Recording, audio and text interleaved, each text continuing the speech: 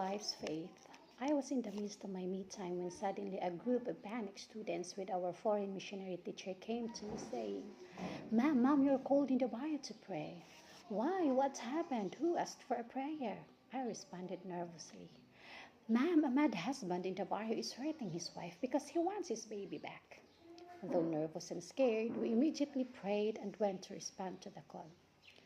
We arrived in a scene where a worried and crying wife was holding a Bible firmly, while a mad husband kept on looking for a baby.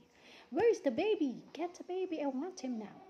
Then he would go to his wife and hit her. When the wife saw us coming, she immediately ran towards us and asked if we could pray for her husband. We found out that the husband had not eaten yet nor drank for days. And also the family hid a 2-month-old baby because he would unconsciously hurt him. We talked to him and asked if we could pray with him as what the wife requested, but he strongly disagreed. We gave him food and water to help ease his anxiety. However, he was perverse. At first, he was cooperative. He responded to our questions. But later on, he kept on insisting that he was dying and that something was inside of him and that everybody wanted to poison him. She kept on strangling his wife. I tried to be tough, though I was really scared. I was scared inside, scared that I might say something that would offend the husband and that would cause to hurt him also. But what scared me most was to disappoint the terrified wife who only believes in our prayer and help. Nobody wanted to help, even the elders in the village. And because we are in a remote area, we couldn't call an immediate help from the authority, and it's added to my fear. I thought of leaving the place and not to meddle anymore.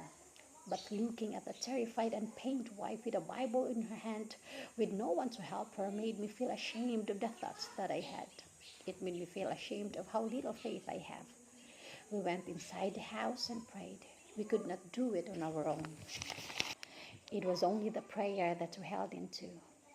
It was our only refuge. Once again, the statement in Psalms 50 verse 15 proved right. Call upon me in the days of trouble, and I will deliver thee, and thou shalt glorify me. I was amazed and I admired the faith of the wife. She relied on the word of God and prayed in the day of her trouble. She believed that God would answer her call, even if others failed to respond. If she has that kind of faith, why can't I? Why can't we?